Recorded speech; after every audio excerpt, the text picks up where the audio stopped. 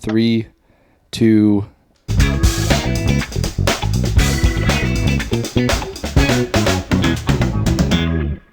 Welcome back to another episode of the Stumped Podcast. I'm Spencer. I'm Matt. And I'm Logan. Well done, guys. Well done. We made it through it. This Perfect. is our first fully virtual episode, and that's just going to be an apology in case something goes wrong halfway through or the audio's a little off or So Matt Yeah. Matt's starting with an apology right off the bat. Usually that's me. I took on the Spencer. I said it's not an apology for like how bad I've done, but like how bad this could be. And to be clear, I'm running the soundboard here, so if you just hear like rapid booing over Spencer, that was an accident. Okay, wait. Actually, let's address the rapid booing. For those of you who do not know, Logan and Matt took a wonderful trip with a few other friends to Iceland recently. Unfortunately, I could not make it, but I did do something that does not deserve booing, Logan. What's that? I was entrusted with your most prized possession for 3 whole days. Oh my gosh, you're right. No, okay, I have to give a shout out. Yes. That, huh? Let me give a shout out. Hold the front door. You gave Poe to Spencer?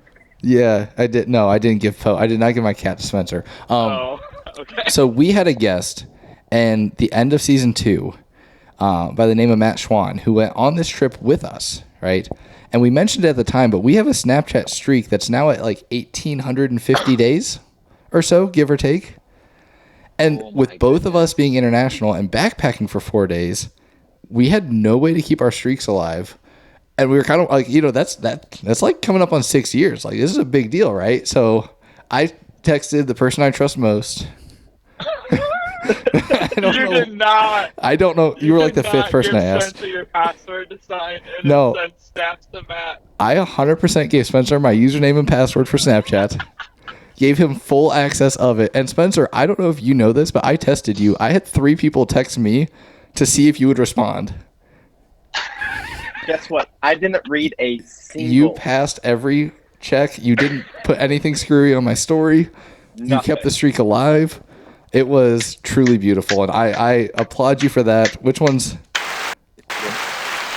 Yeah, we got applause going for Spencer right now. So props. Let me tell you, amazing. when I took control, that makes so much sense. I took control. I got like 4 messages right off the bat. And guess what? I was sacred to that. Your social media didn't touch it out. The only person I Snapchatted was Matthew. And your other 200-something day Snapchat. Oh, yeah. The only 2. I wasn't even worried about that one. That's just a friend from Indiana. I don't know if he listens to this or not. Shout out to Dathan Schoolman if you do. But no, the one with Matt Schwann's like, I mean, that's been going since I don't even know when. So I was like, when you got Wi-Fi at the bus station, you checked it and you're like, good, it's still going. And I was like, what? Yep. Did you know, Matt, that Spencer was the one in control of my Snapchat that whole time? No, I had no clue at all. Let me tell you, I thought stepped up you to would the have game. done what any normal person would have done and just bought some data and snapped them on the trail. We had plenty of service. I didn't know we'd have service. I was assuming the worst. We're backpacking in the That's fair. Icelandic mountains. Like, When I say I took that job more serious than I've taken jobs in the past, I think I Snapchatted him 14 times a day. I'm not kidding. Dead serious. No, I'll read you the text I got from him here because this was funny, right? He sent me a text that said, and I quote, "I had the national sales director riding with me today. I feel more pressure to keep your streak than I did with him riding alongside of me." Unquote. That is true. I love it. I'm not joking. I was logging into it and I was like shaking. I was like, I cannot screw this up. I was at a wedding and I think I sent 4 or 5 Snapchats during the wedding because I was like, I have to keep the streak. Well, and so the funny part is on the other end of the streak was not Matt Schwann, right? No. It was actually a mutual friend that me, Spencer, and Caleb was his name, played baseball together, travel ball, back in like high school. So you got to reconnect with a friend from like, what, 8-9 years ago? Yeah. Yeah. Crazy. Small But world. anyway, so yeah, don't boo me again. No, Don't boo you again. you've gotten your applause, and I am so eternally grateful. I owe you at least one. if not more. That's amazing. Oh, I just man. love how the most prized possession wasn't Poe. No, No, we I just would not have taken that cap. we thought about it, but no, my cousin watched Poe. Shout out to my cousin. Oh, that's Oh. amazing. Matt, you got a recap for us? Yeah, so score-wise, it's a close one. We've got Logan and Spencer tied at 13. It's coming in close, man. I'm sitting glad a little you bit further. I'm glad further you gave back me a at little 8. pause for applause there. Thank you. Yeah, anytime. I heard like the click of the button. I can't hear the applause, but I heard the click of the button. So, and I'm at 8. So, Did you hear that click too? oh yeah, I just didn't think it was warranted. I hope it was the booing one. It's a Okay, There gentlemen. it is. So Matt Even is, better. Matt's a little behind, but still very much in reach. Logan and I are battling it out. Who would like to go first? I say Spencer. You saved the Okay, streak. Spencer. I want you to go. Let's do it. Alrighty. Well, Oh wait, boy, here we go. do we want to share themes first collectively? Oh, yeah. Oh, we should. I'm a team guy. You know it through and through. I'm going sports. Oh, Ooh. And it's a sports. dangerous game with you two, but I'm going sports. Is it? Does it go any like more narrow than sports? Is it That's specific what- sport, or you just go Nope. very broad? you It say is it's a just Very broad. sports. Athletics, we'll say. I don't know. you Just say it's a sports broad. dangerous game with us, but you're gonna do like the underwater basket weaving contest from the Congo in 2012 or something. Like, It was actually 2013. oh, I Yeah. see. I'm behind on that. Oh Logan, man. what's your thing? Are you going team? Of course. I'm doing Lost in Translation. We got some weird translations over in Great. Iceland. They have like 14-letter words with 2 vowels, and it inspired me truly. Go. What's yours, Matt? So I actually loosely, once again, have a theme, and it's going to be related to animals. Okay. I like it. So yes. All right. Spencer. Okay, I'll kick us off. Here we go. Here's the Sports. titles. Do you want Velociraptor Drawing, Eddie the Eagle, or $1 million that almost never was? You have to repeat the last one. You like stepped away from your mic or something. I said, or the $1 million that almost never was. You know, with the Mega Millions at $1 billion, I think I want the first one you said. Okay. We're going the million shot that almost never was. 1993, during a Bulls game, Don Calhoun sunk a 75-foot shot during a timeout to win $1 million. Or he thought. The Bulls were running a contest that if a spectator could sink a 75-foot shot at foul line to basket, they would pay him $1 million. When picking out the contestant, the 23-year-old was chosen because the shoes would not scuff the court. He stepped up and drilled the shot, and everyone obviously goes wild. However, in the fine print, the contestant was not allowed to play basketball in the last 5 years. Unfortunately, Don had played community college basketball as a freshman exactly 5 years prior. So the insurance company, as you may know, like hole-in-ones, all those like shots insurance companies pay, refused to pay him the $1 million. Obviously, people were angry, but not as much as Michael Jordan. A whole year later, Michael Jordan and Don ran into each other at a meet and greet, and Michael asked Don if he got paid. Apparently, Michael Jordan and the other Bulls players pressured the Bulls ownership so much to pay up because of the right things that they did. So Don can thank MJ for $1 million. Dang, that's wild. So That's some good money right there. I actually am very familiar with like the loopholes around these. I don't know if you saw, there was a big, it's 2-3 years ago where this UCLA basketball game is like 20 grand. It was minuscule because it's college, right? But this girl sunk a similar shot, right? Makes 20 grand. Everyone goes nuts. And then finds out she's on the women's basketball team. And so she can't accept money as a prize. And so they like pulled back all the money from that too because like a loophole that the insurance company wasn't paying. So that's interesting. Very. However, Okay. you could have just modeled that entire story off of that one. I don't know how nice of a guy Michael Jordan is. So, do we want to do the Velociraptor or Eddie the Eagle? Eddie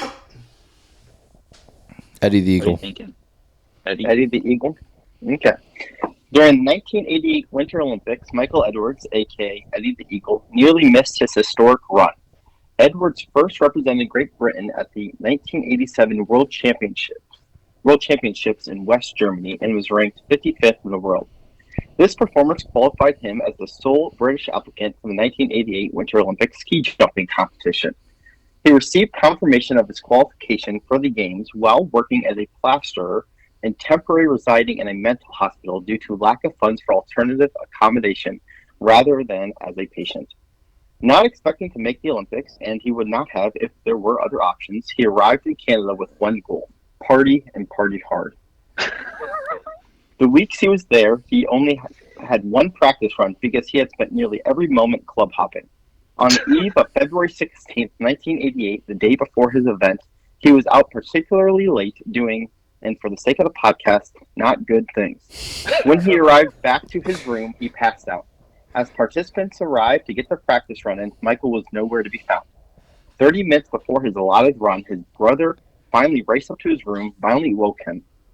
The Eagle arrived 5 minutes before his run, no warm-up and barely dressed. During the first of 5 runs, he broke the British record for furthest ski jump at 85.5 meters, enough to secure him a silver medal. The other 4 runs were complete crashes. That's incredible. I appreciate you keeping our G rating, but that's incredible. That's awesome. I need that to be true. That reminds me of, so like, what was it, 8 years ago? One of the men's snowboarding for USA, they like woke up late and they almost missed their heat. And then it was like the youngest, he was like one of the younger guys too. He was like 16 or 17 or something like that. Can you imagine? Oh, I would die. Being in the Olympics at that age? Yeah, no. Dude, I would be so panicked. Like, I panicked before, like, morning practice in college. Like, That's probably because you never know how much we're going to run. Oh, Yeah. don't Okay, remind we're me. going Velociraptor. Yep. The last one. This year, a team of 4 cyclists from France have officially broken the world record for largest GPS drawing. Maximum Berge, Florent Aronad, Frank Delmay, and Nicolas Menier rode their bikes for 637 miles to draw, you guessed it, a Velociraptor. Why a dinosaur, you may ask? Well, according to Maxime, he states, dinosaurs are proof that such a strong species can quickly become extinct. We are the main culprits of environmental crisis, and we are also the main victims. The future is on our hands, and cycling is one of the best ways to contribute to the change. First off, if you're cycling on the road, I don't like you by default. But that is cool that they made a giant dinosaur. Props to them for that. Gosh dang, I've Now, seen this for like how couples many- propose in that way. Yeah, how many miles do you say it was, though? Because I've seen some really intricate... I said 637. Okay, that checks out. That's a lot of miles. That's a lot of miles. That's so many miles. If you made it up, at least you went big. Because I've seen some of those, like, Big. drawings. Oh man, Oh, let me take this time to apologize for my cough. I got it from Matt. So let me take this time to apologize for my good health.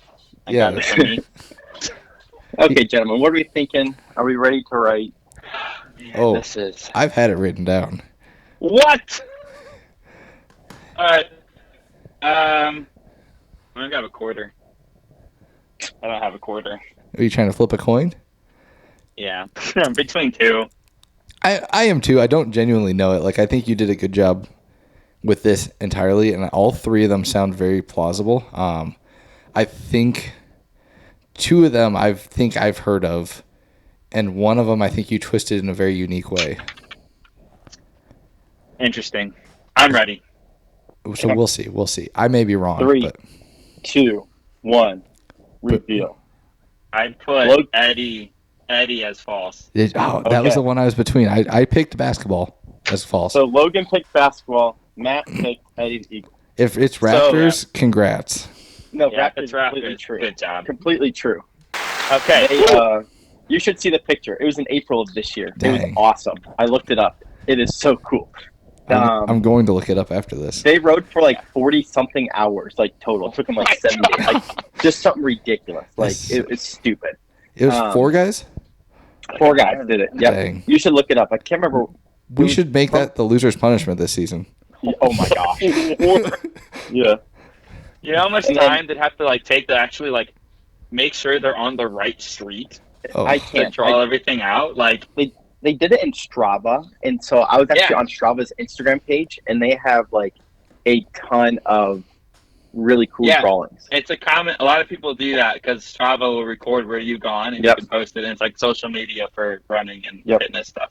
It's really cool. So Yeah. okay, so there's that. Now, obviously, one of you is right, one of you is wrong. I This part could kills not me. have written Eddie the Eagle if I wanted to, but you better believe I did. Oh That's completely my false. gosh. Yeah. The Michael Jordan one's true. I actually saw a video on it. This dude sunk a shot, and Michael recognized him a year later and was like, "Did you get paid?" And the guy was like, "Yeah," and didn't realize that the insurance company or whatever said no. And Michael and the Bulls apparently pressured, or Michael and the players pressured I the heard Bulls that ownership one. and The said, whole team pressured the Bulls, or it was either Yeah. that or like the Bulls player actually like paid him out or something like that. "No, it was I think it's the Bulls ownership. They paid him. I think it was $50,000 a year for X amount of years, or whatever it was." But Dang. yeah, it was Dang. I think it's something crazy. So I'd heard of a couple of those loopholes, and I thought that's an easy one to make up. I just couldn't fathom making up this dude showing up late and pulling a silver medal. Like, Eddie Eagle's a real person, and he did I finish needed 55th. him to be true. He did was the 55th ranked ski jumper in the world in 1988, and was Olympics yeah. worthy. He came in dead last. Dang. Well, hey, He came in dead last. And then the rest I completely made up. Like, props to he might have you. been a great guy. Eddie, if you are a great Christian man, I'm sorry. I apologize, but no, real Props to guy. you. But I think he came in dead last. Because almost never is the most wild story made up, and you made up the most wild story, and that threw me. So okay, I got Uno. Matt got Uno, and my favorite Yep. person got 0. Come Unreal. in with some points today. So I The want last points I will get today. I want Matt to go second. I do You too. want I me need go to. next? Yeah, I need to get something here. Alrighty. Before- I've got. It's animals. I've got Central Park Hunger Games. I've got Unsinkable Sam, and I've got the Cookie Monster in a volcano. Logan, you can choose. I don't care. Give me Unsinkable Sam. Unsinkable Sam. Is this another Titanic thing? Because It might be. go on. Alrighty. Are you guys ready? Per usual, I struggle reading these, but we'll find out how this one goes. Sorry, Logan gave me a cough. Yeah. Um, Okay. This man's hacking up a lung all over me. I'll trip.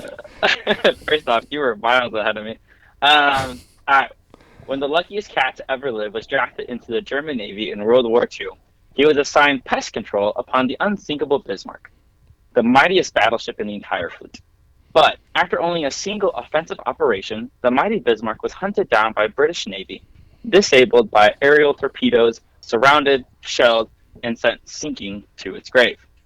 When the Royal Navy returned to rescue the survivors, they were only able to save 118 of the 2,000 men, and one fortunate feline found floating on a wooden plank.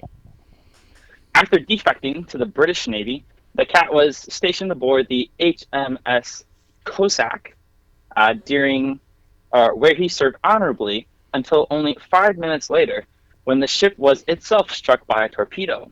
But surviving a sinking for a second time, he was then stationed aboard the HMS Ark Royal, the very aircraft carrier that first disabled his original battleship, the Bismarck.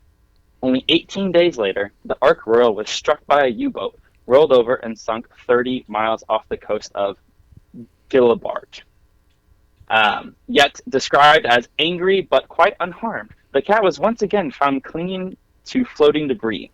Still, as lucky as he may have proven, the cat's presence was increasingly considered a bad omen for the ship. So he was retired from active duty and lived out the rest of his days at a government home for old sailors, when he can survive 3 sinking ships without losing a single one of your 9 lives. They don't call you history's luckiest cat. They call you Unsinkable Sam. He definitely lost some of his 9 lives in that.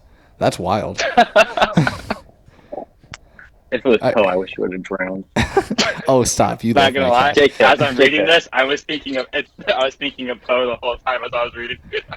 JK, Poe, I have a love-hate relationship with you. For anyone listening that's not met my cat, he's like part panther, and he's almost as like big as Spencer, and that intimidates him, I think.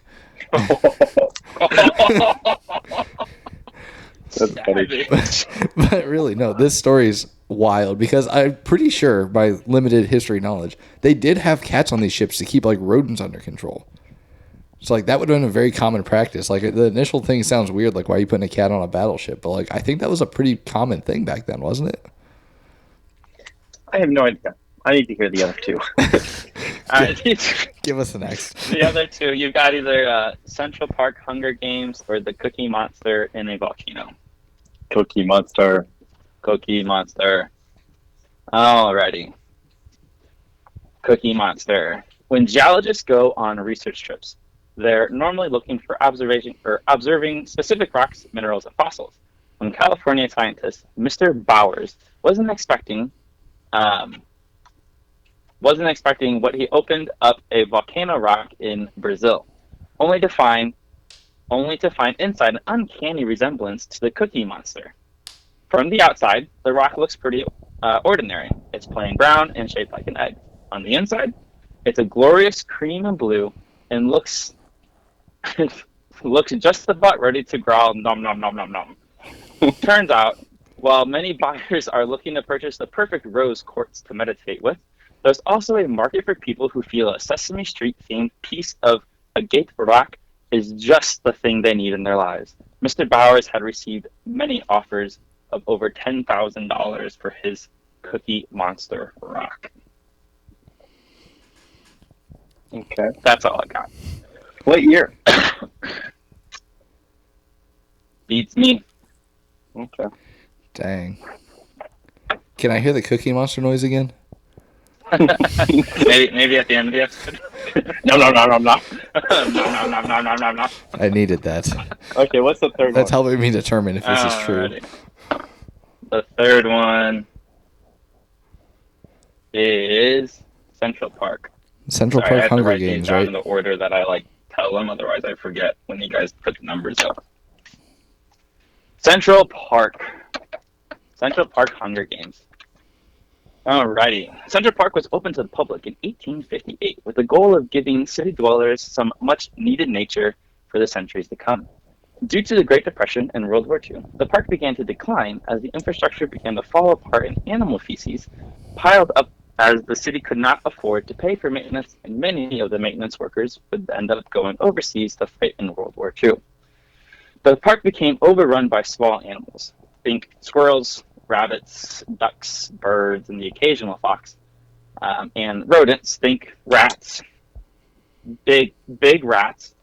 But all that changed thanks to the 1947 Park Games. The city knew that they needed to do something and do something fast. With a large number of men returning to the city after the World War, and the number of people moving from the country to the city to find work, they knew they had a large number of men who were great marksmen. So they hosted the first and only Central Park Games. The game was simple. 50 men were allowed to hunt the park on Saturday, September 20th, from dawn to dusk. Each registered man was given a cloth bag, and the man with the heaviest bag at the end of the day would be announced the winners. The games allowed for 10 winners, with the grand prize being 1 year's worth of rent paid by the city, roughly $5,000 in today's money, and $10 per pound, roughly $110 in today's money, that you brought in your bag. The other 9 winners were also allowed to keep what they killed and received $10 per pound. Everyone else just simply got to keep what they killed. As you can imagine, the event did not go well. But why? Well, even though the park was closed to civilians, it is hard to keep people out of a 840-acre public park, and what is even harder to contain are stray bullets, especially from shotguns, which are common in hunting small game. They tried stopping the games midday, but again, how are you supposed to find 500 people in camo across 840 acres? At the end of the day, the winners were rewarded their prizes. 17 civilians were wounded. Over the coming weeks, there was a spike in missing cat posters, and the city was sued multiple times for broken storefront windows. This led to legislation to increase the amount of tax dollars that go towards the park maintenance to maintain all 840 acres of the park.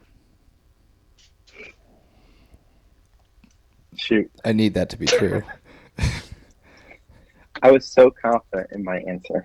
I just cannot physically bring myself to believe that happened. Like, who thought that was in the year of our Lord, 1940 what? 7. If that's true, that is one of the least believable stories that's ever been true on this show, and that is saying something. We've had some wild stories. Oh, we have. I know. That's what I'm saying. Like, I cannot fathom 500 hunters and 800 acres. First of all, for those of you that don't hunt, 800 acres is a lot of land. You still want more than an acre a hunter. Like, that's crammed. And then Central Park's a very square shape, right? It's not like you can just, you're going to be shooting at someone. You fire that, that's wild. If only 17 people were hurt, and this is true, that's actually lucky. That's, my mind's blown. Go ahead, Spencer. I'm processing. There is literally no way that's true. But here's what I'm in the dilemma of right now. I wrote down 2 instantly. Hey, I'm going to do fast pace. So you've got 15 seconds. You're the worst. We can still talk. Well, I don't have. You can still talk. I got a timer Logan, going here. I'm trying to You got think. timer going? Okay. You got Were 8 you seconds. laying it on so thick that's why you want me to choose 3? I'm not going to tell you I'm that. like, we got 3, 2, 1. I'm locked in. I'm locked in. All right. What are your answers? 2. I put 3 3. and 2. I literally thought, Logan, I was going 3 100%. You thought I was bluffing you? I said, there's no way that's true. What idiot would allow that? I said, I literally crossed out my 2 and put 3. And then you went on your rant, and I said to myself, oh, he's laying it on so freaking thick that this is like, he wants me to choose that. I got my own head. I would have chosen 3 if you just would have shut up. Dude, the funny thing is I almost did no talking, so that would have actually helped you out. Yeah. Wait. Well, helped him out? Yeah, because it's... Yeah. So I mean, just cut to the chase. Sam's true. At least from everything I could find. Unthinkable Sam's true. I love Found that 2 cat. different sources telling it. Central Park was false. Okay. I literally was like, I'm an idiot. Look at my notepad. Do you see that? 2, crossed out 2, put 3, and then Logan started talking, and I put 2. I'm not kidding. And you all know I'm not one to give away what I'm going to guess early, right? I've never heard That was a story. so stupid. I was like, there is no way this is true. And the only reason I didn't choose it is because Logan, I'm like, he knows this is true.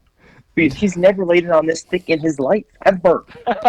See, I'm a responsible hunter, and I'm just running through every logistic, and every word out of your mouth made it worse and worse. And I'm like, no, like... Worse I and was worse and so worse and concerned worse when and worse. So I wrote it based off of Central Park did go through a time period where it was absolute trash. Mm-hmm.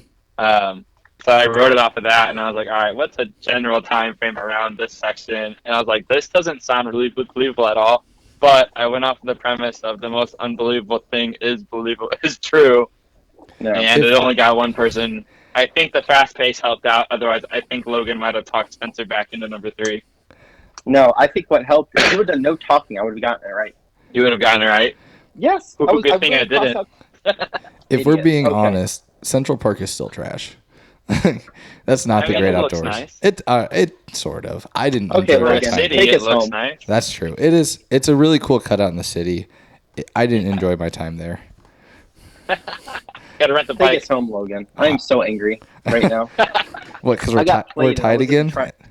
I got played and you weren't even trying Yeah, to play you got to me. tie it again. Yeah. Mm. I got one that time. Logan, you Yes. got one that time. Matt's winning this 1-1. episode right now, 2-1. I Yeah, got 2-1. See if I can keep it going. All right. Well, Okay. here I'll help you out. Here we got 3 stories. All right. So you've heard it said that loose lips sink ships. Well, the first story's title is "The Metric System Also Crashes Space Shuttles." The second is "The Existential Crisis," and the third is "Shello from the Other Side." Which do you want? Did you say shallow? Shello from the Other Side. That's what I want. Shout out to Adele. Let's do it. All right. Let's do that one. The year is 1910. William Howard Taft is President of the United States.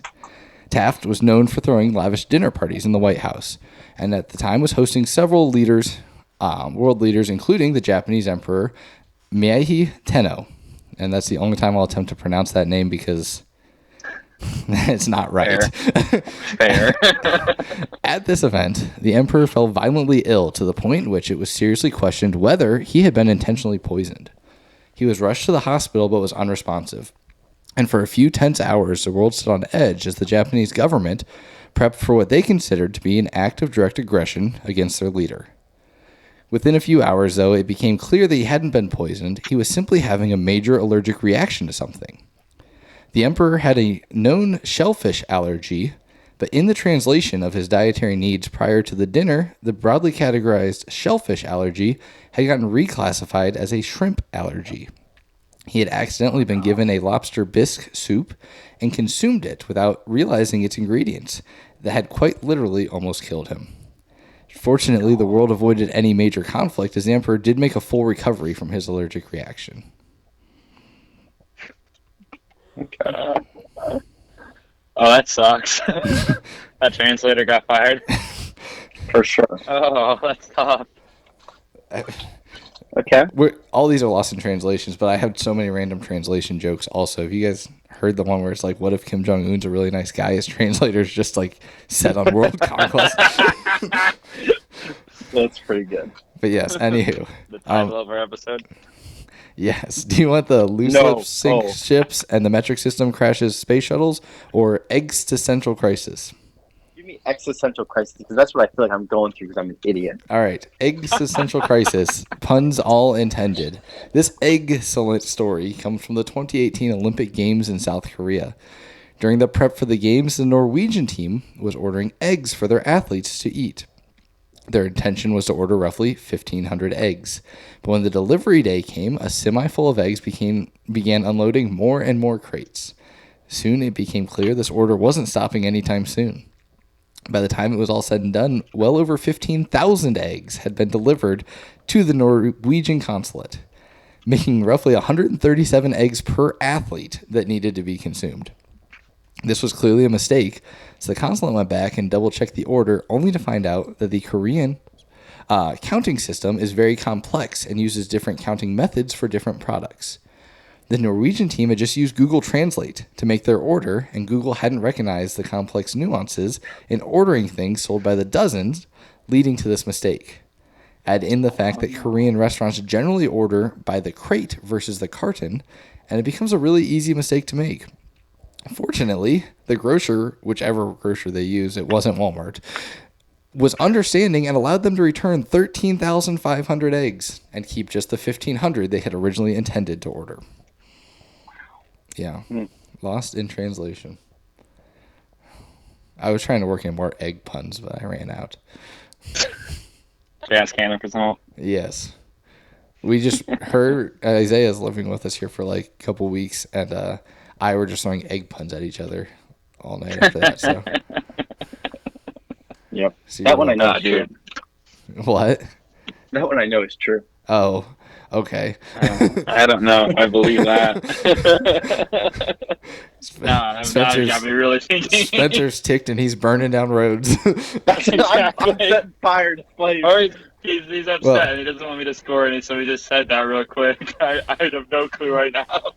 All right, loose lips sink ships. Okay, Logan's all I got to worry about. Yeah. That's fair.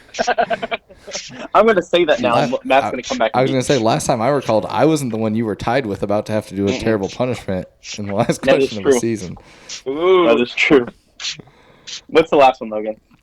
Loose lips sink ships and the metric system crashes space shuttles. So, let's start off by saying this, all right? We all know there's two primary measuring systems in the world, right? The metric system and the system that put a man on the moon. That being said, in 1999, a crossover between the two units of measurement cost NASA big time. In September of that year, the Mars Climate Orbiter was set to land on Mars. But instead of the celebratory event the NASA team was planning, they watched it burn up and crash onto the surface of Mars. There was a lot of confusion as to what initially happened. The orbiter was a $125 million project, which in 1999 was a lot of money. Still a lot of money, but losing it in a burning blaze of glory wasn't exactly expected by the team. A thorough review of the situation was ran. They run all their audits, right? Check everything, and what they found was shocking. They found that Jet Propulsion Laboratory, the JPL, had used the metric system of millimeters and meters in all their calculations. Lockheed Martin, however, who was helping assemble the rocket, had used inches, feet, and yards. The JPL engineers hadn't considered needing to convert the numbers, so the spacecraft was literally lost in translation. Needless to say, teams at Lockheed Martin and JPL have begun double-checking their math in future missions. That one's 100% true, too. The first one is the lie. That's what you're going with? I'm struggling so hard right now. I know that one. So I'm concerned that, I believe all of them, so well done. Matt, number one is false. See, that's my problem, is, I actually think you're correct. I know. But I feel like I've heard 1 and 2, or 1 and 3. The egg one, I haven't, but I'm locked in. Okay. I'm not locked in. Were you? I don't know where I'm going. You're bluffing him that hard? Well, no, I was trying to bluff you. I was hoping that you would do double up, so I think one's true. No. I'm going to let you dig your own grave, my dude. So he's just digging a grave for me, that's it. I have no idea. The third one I wasn't even listening to. I completely shut down. Are you kidding me right now? I'm serious. I promise you, I heard inches and feet. That's all I heard. All I could think about was the last years about how idiot. I was so angry. I am so pissed right now. I actually have no idea what the third story was. Do you want a brief rundown? Quick run No, through. don't give him that crap. No, he doesn't get nothing. I can't believe I went against my own judgment on this one. I am going to flip so hard after this. I'm going to be even more upset if the one I had was correct. And Spencer, no, it's false. Oh, I know nothing at all. I don't know why you'd ever trust him. It's like the second or third time he's pulled this crap. He was angry. And I was like, you know what? He may make a stupid decision when he's angry.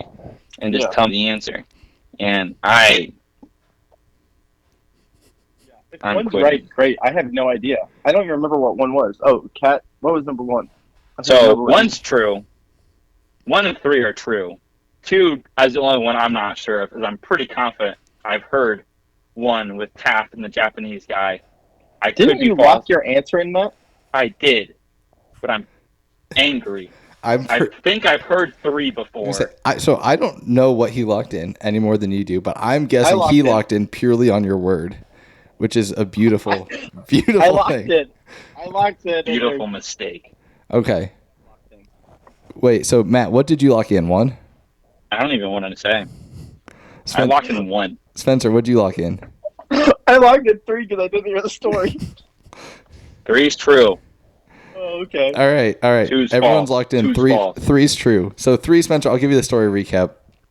Stupid.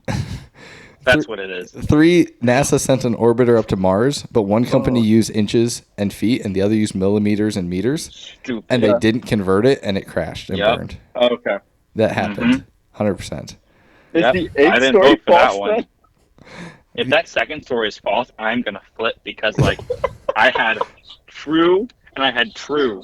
And then Spencer with his confidence walks in the room and says, No, one's false. Okay, Matt, ignorance, I'll lock it in. Spencer, I ain't got a freaking clue what's going on. Well- I didn't even hear the third one. Well, wait. Let's hear. Let's hear me out though, because the egg story happens to be true. The Norwegian Does it team, really? 100%, ordered 15,000 eggs by mistake. Matt. You're welcome. I'm still upset. That William Howard Taft story I completely made up based on a story of William Swisher getting allergic to shellfish when we were in Iceland last time. That's and hysterical. finding out. And so I was just Googling random allergies and like, what could be lost in translation? Yeah, completely made that one up. Taft was known for parties. I Googled the right name of the emperor during that time. I have no idea if they ever met each other. I don't, to the best of my knowledge, nothing like that ever happened. Completely Oh my made up story. goodness. So Matt, Logan. you should thank Spencer for I'm your still point. upset. I'm still So upset. here's the thing: the egg story I actually had heard, or I didn't know if it was that much, but I heard there was something with eggs. That's The an third insane story amount I of didn't even listen to. Literally, only heard the word inches, and that's it. Now, had you It's known it was that, would you have known it was true? I think it'd been a coin toss because I think in the back of my mind, if it was like inches and millimeters, I would have thought NASA would have been smarter to like convert it. Me too. That's true. I would have thought the same thing. And so I probably still would have gone with 3. So that one, I'm not about Logan. When I said 1 is false, were you like, oh my gosh? No, so yes and no. Like, part of me was actually about to give it up before cause I heard Matt say I'm locked in, and I just assumed you were too. And so I was just about to say, like, well, that's just a big disappointing episode. And then you said, I'm not locked in. And I'm like, hold your tongue. Don't say anything. Let him talk. Like, you were within 10 seconds of me giving it up before you ever locked in. Yeah, so. no, it was. I don't know if I would have changed if I would have actually heard the story, but I was so fuming that I barely heard the second one, or I barely heard the first one. I was fully focused on the second one, and then my mind went right back to the shotgun Central's Park. That's incredible. So, Matt, out of this all, you got a point from him, and you also cost him a point by making him that mad. Yeah. Matt closed the gap. A little bit, You yeah. made him that mad. I did close the gap a little bit. I got It was 3-2-1, right? Yeah. Yeah, so I got 3 that episode. Logan got 2, and Spencer got 1. Yeah.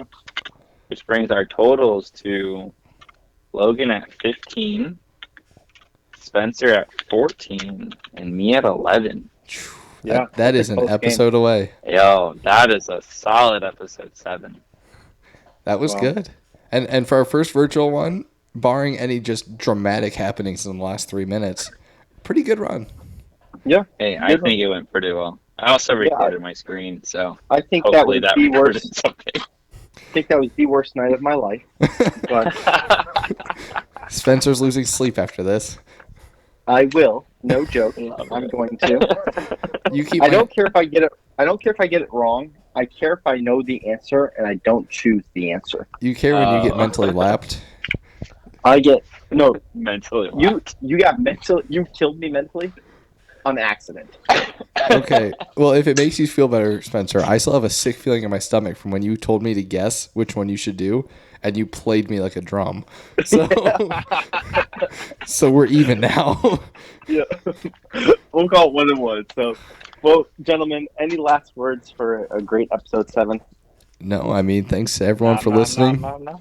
If you have friends and family, tell them to listen. If you care about them. If you don't, then don't, because this is just for people you like.